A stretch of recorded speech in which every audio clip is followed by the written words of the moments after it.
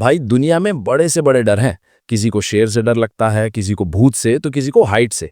पर हम middle class लौंडों का डर एकदम अलग लेवल का था। रिपोर्ट कार्ड वाला शनिवार, वो दिन हमारे लिए किसी फाइनल डेस्टिनेशन फिल्म से कम नहीं होता था।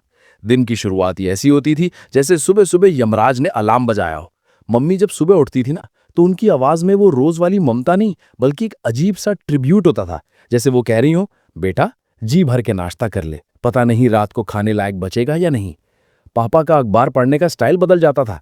वो चश्मे के ऊपर से ऐसे देखते थे जैसे कोई सीबीआई ऑफिसर मुजरिम को स्कैन कर रहा हो।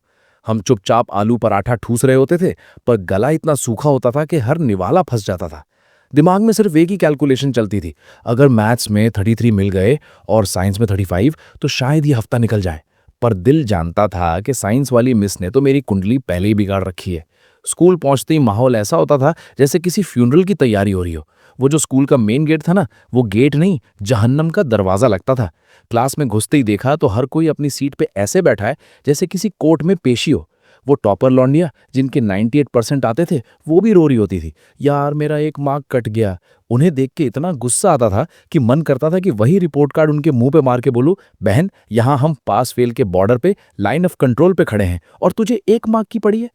फिर आती थी हमारी क्लास टीचर, हाथ में वो लाल रजिस्टर और वो खतरनाक रिपोर्ट कार्ड्स का बंडल। उनके चलने की आवाज थप थप ऐसे लगती थी जैसे कोई काउंटडाउन चल रहा।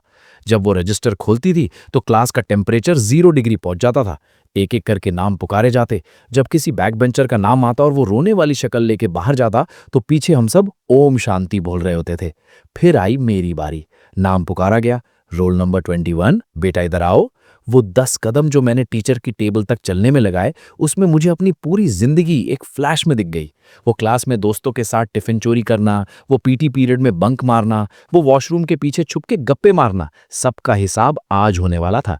टीचर ने रिपोर्ट कार्ड खोला और भाई साहब वो लाल स्याही, वो लाल इंक नहीं थी, वो मेरे अरमानों का कत्ले आम था।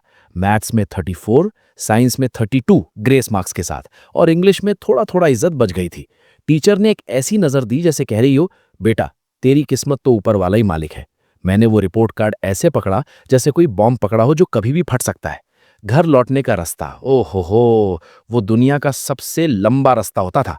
रास्ते में हर मंदिर, हर मस्जिद, हर मजार पे माथा टेकते हुए जाते, हे भगवान पापा का मूड बदल दो, या फिर उन्हें रास्ते में कोई पुराना दोस्त मिल जाए जो उन्हें पार्टी पे ले जाए और वो मेरा रिजल्ट भूल जाए। पर किस्मत देखो, पापा आज ऑफिस से जल्दी आ गए थे। घर घुसते ही जो सन्नाटा मिला, वो द कंजरिंग से भी ज्यादा डरावना था। मम्मी किचन से इशारा कर रही थी कि बेटा आज तो तू गया। पापा ने ठंडे दिमाग से पूछा, हाँ दिखाओ क्या गुल खिलाए हैं। मैंने कांपते हाथों से वो रिपोर्ट कार्ड थमा दिया। उन्होंने एक एक सब्जेक्ट को ऐसे पढ़ा जैसे कोई साइंटिस्ट स्पेस रिसर्च कर रहा हो। जब उनकी नज़र उन रेड मार्क्स पे पड़ी तो उनके चेहरे का रंग बदलने लगा। फिर शुरू हुआ वो हिस्टोरिक लेक्चर। हमने तुम्हारे लिए इतनी मेहनत की, खून पसीना एक किया, और तुमने ये किया, हमारे पैसे पानी में बहा दिए। और फिर वो फ्लाइंग चप्पल, वो बेल्ट की गूंज, और मम्मी का पीछे से हल्का सा बस कीजिए बोलना। रात को बिना खाना खाए या डर के मारे ना खाने का नाटक करके जब बेड पे लेटे तो दर्द तो होता था, पर एक सुकून भी होता था। चलो ये वाला एपिसोड खत्म हुआ। अगले दिन फिर वही दोस्ती, वही गली क्रिकेट, और वही कसम कि अगले साल तो पक्का टॉप करूंगा।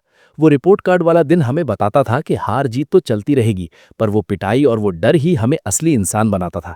आज हम बड़े हो गए हैं, बड़े बड़े टारगेट्स और डेडलाइंस हैं, पर सच बोलूं भाई, वो रिपोर्ट कार्ड वाली मौत का खौफ आज की किसी भी प्रॉब्लम से बड़ी और असली लगती है। वो बचपन ही था जहां डर में भी एक अपनापन था।